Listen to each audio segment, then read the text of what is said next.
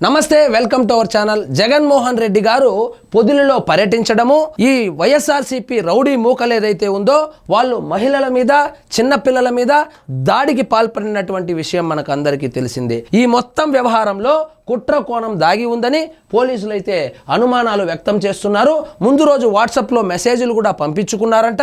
ఖచ్చితంగా దాడి అయితే చేయాలని ఒక నిర్ణయానికి వచ్చిన తర్వాతే మరుసటి రోజు జగన్మోహన్ రెడ్డి గారి పర్యటనలో దాడికి ప్రయత్నం చేశారు.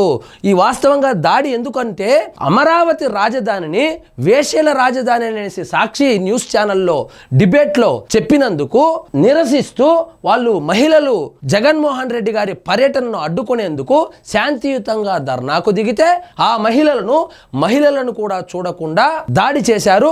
ఆ దాడి కేసులో 9 మందిని అయితే అరెస్టు చేశారు. సో ఆ వార్త ఒకటి ఉంది, చూద్దాం రండి. ముందస్తు వ్యూహంతోనే అరాచకం, ముందుగానే పక్కా ప్రీ ప్లాన్డ్ గా రేపొద్దున అల్లర్లు సృష్టించాలి, శాంతి భద్రతలకు విఘాతం కల్పించిన తర్వాత ఒక 5-6 మంది చనిపోతే మొత్తాన్ని కూటమి వైఫల్యం కింద చూపించాలనేటువంటి ఉద్దేశంతోనే ముందస్తు వ్యూహంతోనే అరాచకం సృష్టించడానికైతే పూనుకున్నారు.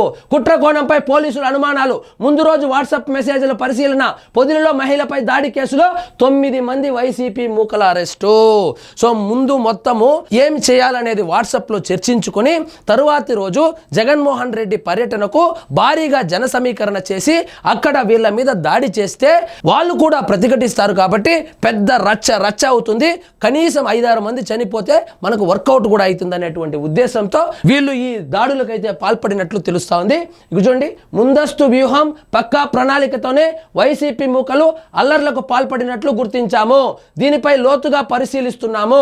వాట్సాప్ లో ముందు రోజు వచ్చిన మెసేజ్లను పరిశీలిస్తే కుట్ర కోణం ఉన్నట్లు తెలుస్తోందని ప్రకాశం జిల్లా కె నాగేశ్వరరావు అనుమానం వ్యక్తం చేశారు.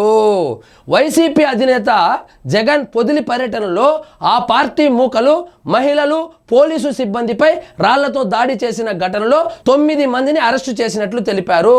సో మహిళలే కాదు, పోలీసుల మీద కూడా దాడి చేశారు.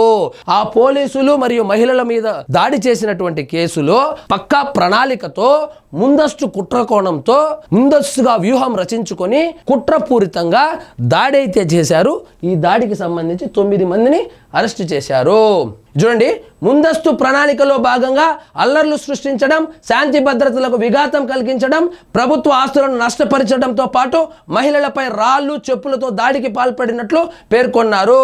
రాజధాని మహిళలను కించపరిచారనే ఉద్దేశంతో రాష్ట్ర వ్యాప్తంగా జరుగుతున్న నిరసనల్లో భాగంగా పొదిలిలో కూడా మహిళలు అమ్మవారిశాల బజారు, బేస్తపాలెం ప్రాంతాల్లో రోడ్డు మార్జిన్లో శాంతియుతంగా నిరసన తెలిపారని చెప్పారు.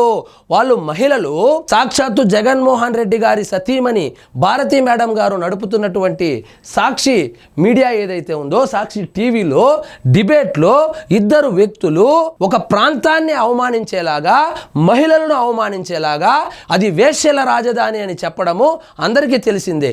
అక్కడే కాదు, ఒక పొదిలిలోనే కనుక వాళ్ళు నిరసన తెలియజేసింటే వీళ్ళు కూడా ముందస్తు కుట్రలో కోణంగా జగన్మోహన్ రెడ్డి గారు పర్యటనకు వస్తున్నారని కావాలనే కవ్వింపు చర్యలో భాగంగానే ఈ విధంగా చేసినారు అనుకోవచ్చు.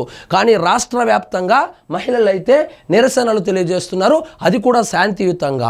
దానిలో భాగంగానే పొదిల్లో కూడా తెలిపారు.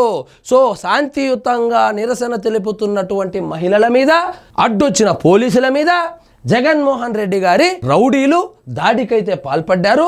ఆ దాడిలో కుట్ర కోణం ఉంది కాబట్టి 9 మందిని అయితే అరెస్ట్ చేశారు. మరి చూద్దాం ఏం జరుగుతుందో. సో ఇదండి ఈరోజు మన టాపిక్. మీకు ఈ వీడియో నచ్చినట్లయితే లైక్ చేయండి, షేర్ చేయండి, ఛానల్ మాత్రం సబ్స్క్రైబ్ చేసుకోవడం మర్చిపోవద్దు.